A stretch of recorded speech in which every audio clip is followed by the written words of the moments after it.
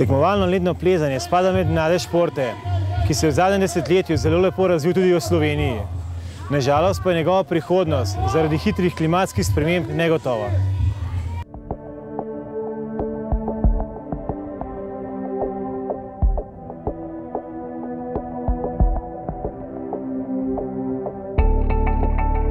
Sedaj se nahajamo tukaj v Mladci, v moji strani. Zakaj je ta dolinca pomembna za naše slovensko ledno plezanje? Ja, ta dolina je ena redkih v Sloveniji, ki ima zmeraj nizke temperature. Ležemo lih v centru treh dolin, kot krma vrata in tukaj skozi prihaja tele mrzle takovi in led se dela včasih tudi pri neverjetnih 5 stopinj plusa z vetrom in dolgo tudi zdrži. Drži tam do marca, tudi konca aprila. Delamo pa ta led z vrha dolga nalivamo, zdaj, ker so temperature take čudne, pa če težko to delati, zmeraj težje, dela se pa 24 ur na dan, skozi je treba nekaj kontrolirati, za tako tekmo je treba pripraviti že par dni, pridejo postevalci proge, da to pripravijo potem čez 2-3 dni za tekmo. Kako se je tekmovalno ledno plezanje pri nas in tudi v tujini razvijalo? Začelo se je že skoraj pred 100 leti, ko so imeli neke hitrostne tekme na ledenikih. Sicer to sodobno ledno plezanje je pa nekje 70 let v Rusiji, potem so bile tekme v Kurševelu iz sredine 90 let, pa mi smo bili kar zgodnji, leta 92 že z bohinjsko hitrostno tekmo. Kako bi pa primerjal prve tekme za svetovni pokal in tudi za slovenski pokal, naprimer s temi danes, ki se odvijajo v zadnjih letih? Bi mogel reči, da so danes bolj boge, ne boge glede tekmovalcev, ampak so predvsem finančno na nižjem nivoju, organizacijsko na nižjem nivoju, ker pač sponzorji vlagajo manj denarja v ta šport. Verjetno je to tudi posledica globalnega segrevanja, verjetno je vedno težje organizirati tekme. Tudi danes vidimo, vreme ni najboljše za ledno tekmo. Sigurno, vedno težje jih organizirati, ker je led vedno bolj nezanesljiv, v bistvu nimaš več meseca, dneva, ko bi lahko rekel, da bo sigurno nekje led. Tako da se selijo te tekme vedno bolj v plezanje po skali ali pa po nekih umetnih konstrukcijah, kar je pa seveda malo stran od tistega, kar je bilo to prej. Drugače poznamo več vrst tekem v lednem plezanju. Kakšne vrste poznamo? No, nekako so se, tako kot pri športnem plezanju, uveljavile 3 vrste tekmovanj. Hitrostne tekme, kjer se tekmuje pač na čas, kdo bo prej na vrhu, in tekmovalci so varovani od zgoraj na top rope. Potem so balvanske oziroma bolj ena posebna vrsta balvanskih tekem, kjer je pač pred vsakim tekmovalcem so 2 ali 3 ali 4 plezalni problemi, ki so pa precej daljši kot pri športnih plezalcih. Varovanje je tudi tukaj v glavnem od zgoraj oziroma na top rope. Potem so pa tekmovanja v težavnostnem lednem plezanju. Tle je pa v glavnem, ima vsak tekmovalec žal na voljo samo en poskus in gre za sprotno vpenjanje oziroma za ne nameščanje varoval, ampak sprotno vpenjanje v že nameščene komplete. Če primerjamo tekme v športnem plezanju z tekmami v lednem plezanju, glede opreme, lahko rečemo, da v bistvu edina skupna točka so te plezalni pasovi. Vsa ostala oprema, ki se uporablja v lednem plezanju, pa drugačna. Katere kose uporabljamo? Ja, pri tekmovalnem lednem plezanju uporabljamo še čelado, poseben plezalni cepin in pa derezi na nogah in čevlje. Kakšen cepin pa je najbolj primeren za tekmovalno ledno plezanje?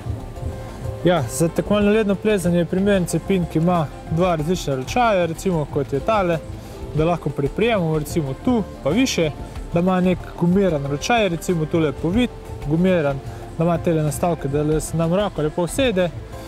Potem imamo tudi okle, veliko bolj, bi rekel, veliko bolj ostre zobe, recimo, kot pa klasičen, pa tudi veliko bolj je zavita. Pri teh dveh vidimo, nista toliko zavita posebej tale, nima nobene opore za roko, medtem ko tale ima.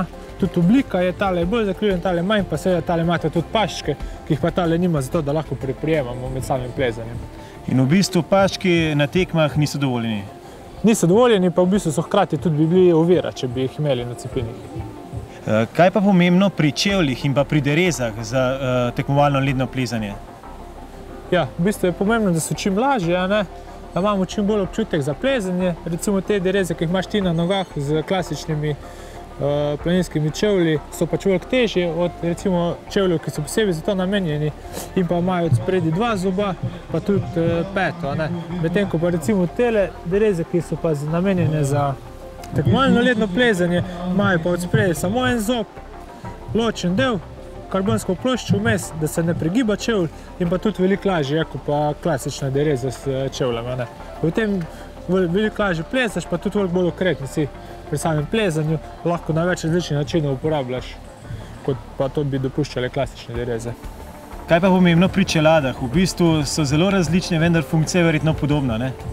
Funkcija je podobna pri vseh čeladah, ki jih danes lahko kupimo na trgu.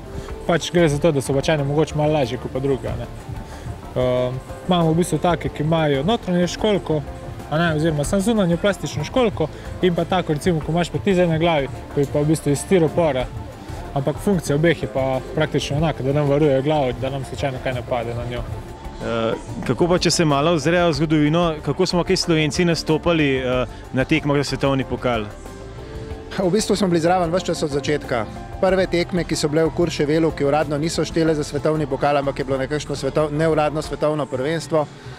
Prvi je šel Janez Jeglič Johan in je tam zasedel 4. mesto, potem naslednje leto je pa zmagal v obeh disciplinah. Takrat sta se udeležili tudi Jasna in Alenka Jerala. Potem smo pa naši tekmovalci ves čas hodili na te tekme, v bistvu še vedno hodijo in se tudi vedno dobro uvrščali.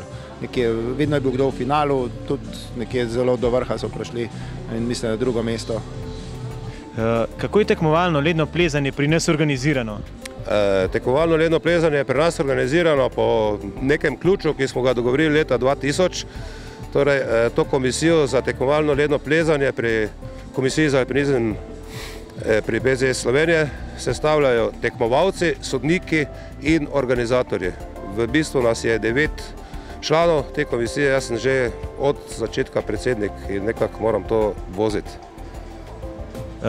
Danes sem opazil, da si v bistvu bil tudi v funkciji sodnika. Kaj je za to funkcijo pomembno na takle tekmi? Za to funkcijo je v bistvu najbolj pomembno, da si objektiven, pa predvsem moraš biti skoncentriran na te črte, rdeče črte, ki omejujejo pač plezalno polje. Danes je bila zelo velika težava zaradi moče, ki pač proti tečejo. V bistvu pa je cilj vseh postavljavcev smeri, da je čim manj teh nepriljubljenih rdečih črt, da je dejansko se pokaže tista moč in spretnost tekmovalca brez črt. Je pa tekmovalno ledno plezanje tak šport, da v bistvu rezultat ni vedno odvisen samo od psihične in fizične priprave, ampak tudi od sreče, mar ne? Ja, res je, led je zelo nepredvidljiva stvar. Lahko se odkruši ali pa odlomi. Je pa tudi malo sreče potrebno pri teh črtah oziroma omejitvah, ki pomenijo outlinijo, da se z nogo ali pa s katerim drugim delom telesa ne dotakneš in si izključen. Klemen, ti na tekmah v lednem plezanju nastopaš že kar dolgo časa. Kaj te je pravzaprav navdušilo nad tem športom, dokaj nepoznanim športom? Ja, najbrž ravno to, da je dokaj nepoznan, je bil zaradi tega tudi veliko bolj atraktiven. Po drugi strani je bila pa to ena možnost, kako ledno plezanje nasploh približati širšim množicam, v bistvu pokazati majhen bolj atletski aspekt lednega plezanja in vse skupaj, kakor sem rekel, predstaviti širšim množicam. Zelo veliko si in pa še vedno tekmuješ za svetovni pokal. Kakšni pravzaprav izgledajo treningi za ta šport? Ja, za svetovni pokal tekmovanja so zelo na visokem nivoju, zato se moramo kar posebej načrtno za te tekme tudi pripravljati. V bistvu simuliramo nekako čim bolj akcijo, ki se bo odvijala na tekmovanjih. V ta namen imamo v naravnih plezališčih ali pa tudi umetne stene, podobno kot športni plezalci, posebno umetne stene, na katerih lahko treniramo, simuliramo določene situacije, ponavljamo določene gibe, da v bistvu izboljšujemo tehniko, ker vedeti moramo, da ogromen je v tehniki, ni sama moč, vzdržljivost, je tudi način plezanja, se pravi tehnika. Tako da v bistvu je zelo podoben kot treningu, kot ga upravljajo športni plezalci. Naravna plezališča ali pa umetne stene. Luka, ti sodiš med mlade perspektivne alpiniste, poleg tega se pa zelo redno udeležuješ tudi tekem v lednem plezanju, tako pri nas kot tudi v tujini. Recimo, se te dva športa dopolnjujeta? Ja, na nek način se, zato ker alpinizmu je ledno plezanje en del tega in to je dober trening. Poleg tega pa treba tudi vrejo psihično pripravljenost imeti za tekme, čeprav z te strani je pa to nekaj čist drugega. Na kakšnih tekmah drugače najraje tekmuješ? Kakšne smeri so ti najbolj všeč? Smeri s čim manj črtami in omejitvami, da je čim več plezanja, težke smeri, lahko so tudi kakšni dry tool, odseki, v glavnem, da so čim bolj plezalne. Kako pa vidiš tekmovalno ledno plezanje v prihodnosti? Ja, ni samo po ledu je že težko narediti težko smer, ker vertikalni led ni več neka ovira, tako je bilo včasih. Lahko bi se razvijal bolj v to suho smer, v bistvu dry tooling ali pa kakšne sočki in te podobne zadeve, ki jih organizatorji uporabljajo, so tudi dober nadomestek za povečanje težavnosti.